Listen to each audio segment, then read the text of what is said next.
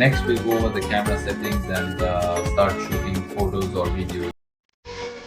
But you can also do these settings directly on the camera using the console on the camera and the screen that's built into the camera. And you can also connect to the camera using the camera app and apply these settings there. Usually with the apps, you have more access to the camera settings and can make more changes. So I'm going to open the camera app.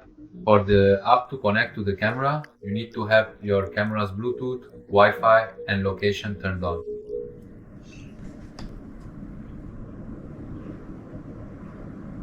Alright, here is the camera settings interface, which I have to rotate and show you now. Here, we're going to work with two options, video and time-lapse, these two modes. We want to record video, show you the result, and compare them together. For each of these, we need to make some detailed settings. When we're in video mode, there are some settings here for changing the shutter speed, or actually the exposure value or the camera aperture. There are ISO settings as well, and if I set this to manual, I can adjust all of these manually.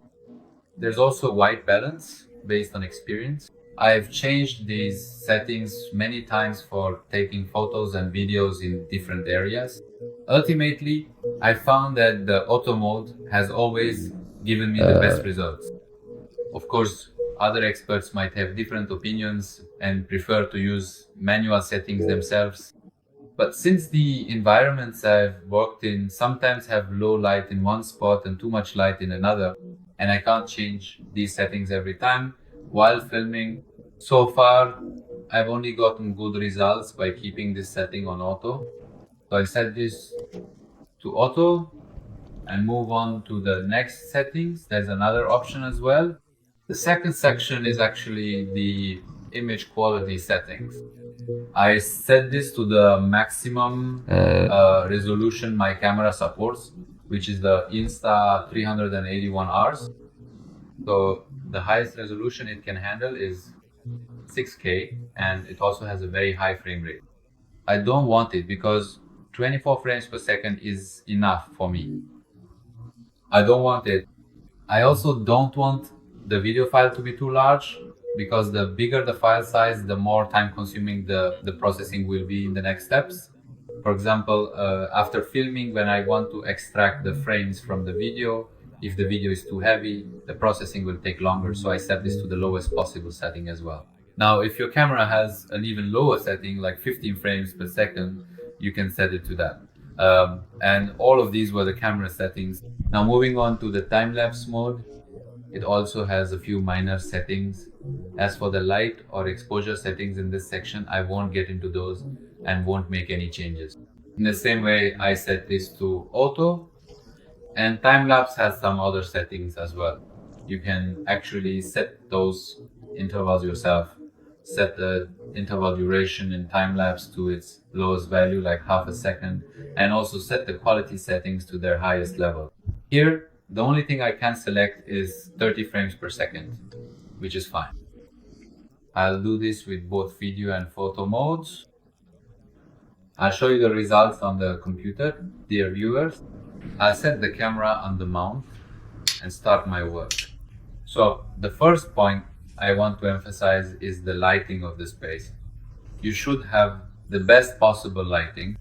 That means the better and more abundant your lighting is, the better the results will be. The outcome will be much better, and make sure to provide good lighting. Do not open the curtain. This is something important in photogrammetry operations. If there is a window, when you capture an image in front of the window during photogrammetry operations, and you want to create a 3D model, the objects outside will also have their distances calculated, and they will also appear in your 3D model. So when I want to create a 3D model of the interior space of a room, if I take a shot in front of a window with the curtain open, you'll see that part of the outside space will also be modeled by the software, which is not what I want. I don't want those parts, so I have to manually remove them which is a time-consuming task. So now, in this example, I left the curtain open in one part and closed it in another part. This is so that you can see the difference in the final result. What's the reason for doing this? The second point is that if you need to move from one room to another, for example, if you want to film the hallway from this room as well, it's better to leave the doors open. If you leave the doors open, then in the same way in your 3D model, the spaces will actually appear connected to each other. If the door is closed, you can still, in fact, open the door while filming and then capture the next spaces.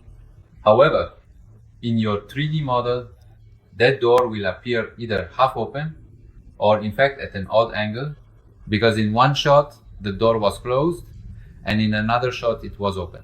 So it overlays these together and gives you a distorted result, which doesn't look very good. That's why I say I open the door first and then start the photogrammetry process. I'm going to do this comparison in two ways. Once with video recording and once with time-lapse recording, so we can compare both results together. The next important point to keep in mind while filming is this. The data collection process itself, it should be done very patiently, calmly and carefully. And the best way to ensure you get good images is this. Capture your interior space in a way that makes it usable for photogrammetry, so you can model the interior accurately. That is, you should take 1 step per second. Your movement speed should be such that you take 1 step every second. And if there's a part that is very, in fact, for example, in front of a door that isn't important, you need to be able to connect two spaces together. Or there are different objects or parts around you. If you want to be more accurate there, it's better to pause for a second or two and then move on, so that you get a higher quality photo of that area. This way, you can capture more details from that part for modeling. I'll prepare the door. First, I'll go into time-lapse mode. I record the video and then switch to filming mode. As you can see right now, I can't move through the middle. So first, I'll cover this path, and then on the way back, well, since I can't move through the middle, I'll remove the monopod. This way, I can also capture images of the middle section, and then I go from the end section, pay close attention to this part. Actually, next I'll teach you two methods for creating your own 3D interior model. One is using the online tool called Cupix, and the other is the photogrammetry software Metashape. The way you use these two is different. In Cupix, the best approach is to close your path. In other words, when you're capturing this room, you start from where you're standing and begin recording. As you circle around, it's better to retrace your steps and stop your video at the same point where you started. But in Metashape, this isn't necessary. Just going through the path once is enough. But there's one thing both of these tools have in common that you need to keep in mind. That is, your captures shouldn't be too far apart. In other words, you should capture them with enough overlap. If the area you're covering is very large, you shouldn't take a capture more than 7 meters apart along your path. So when I take a capture here, the next one shouldn't be more than 7 meters away from this one, right? Therefore, you need to sweep the room in rows, so to speak. That means you should take captures with your camera in a way that covers the entire area. So now I want to start capturing from this line, starting right above my head, and I'll walk slowly. For the return, I'll go to the other side and capture the arch as well. First, I'll capture the vault from the middle here. Well, I can't go right through the middle myself because there isn't enough space. So I'll just adjust the monopod like this, and then I won't need to go back over that path again, and the capture will be complete. Let me mention one last point for you. In a space like this, as I'm moving in this direction, for 3D modeling of interior spaces, it's better to use lenses that the lens should actually be to my left and right. When I'm moving forward in this direction, it's better for the lens to be positioned to the left and right, with me in the center of these two lenses. In other words, don't hold it so that the lens is facing directly in front of you or capturing what's ahead of you. You need to capture these frames and their axes should overlap with each other, so that the software can, using the photogrammetry method, create a highly accurate 3D model. I've explained the important points to you, and now I'll start from this side.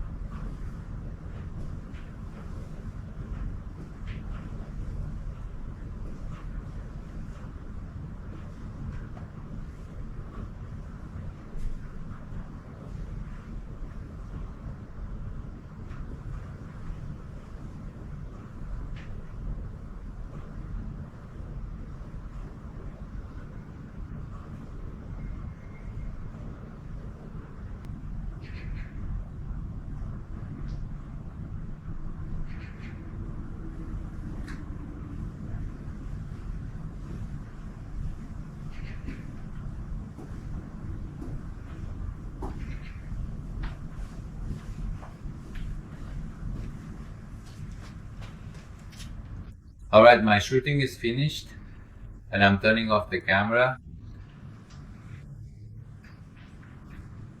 Let's go, so that using the tools we have, we can create a 3D model of this interior space together.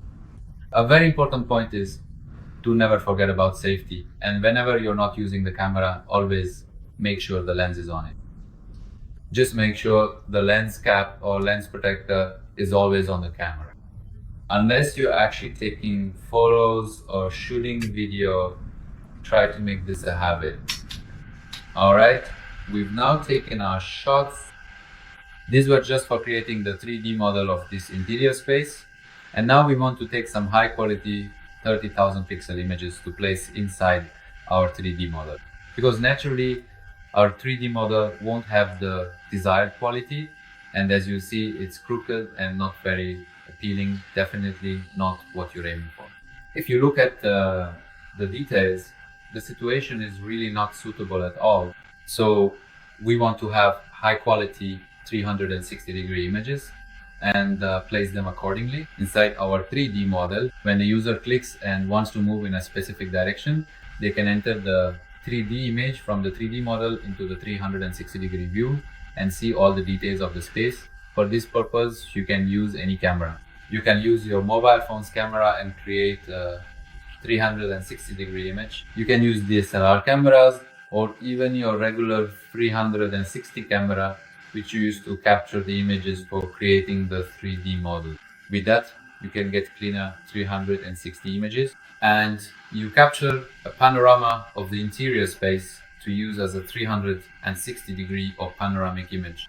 For the virtual tour, I use the Insta360 Pro camera, which has a high resolution, and I usually take about 5 or 6 360-degree images inside this room, so that I can place them within my virtual tour or 3D model.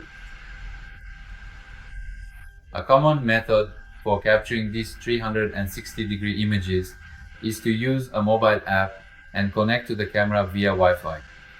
In this method, you place the camera in the spot where you want to take the photo, and then you move away from the scene.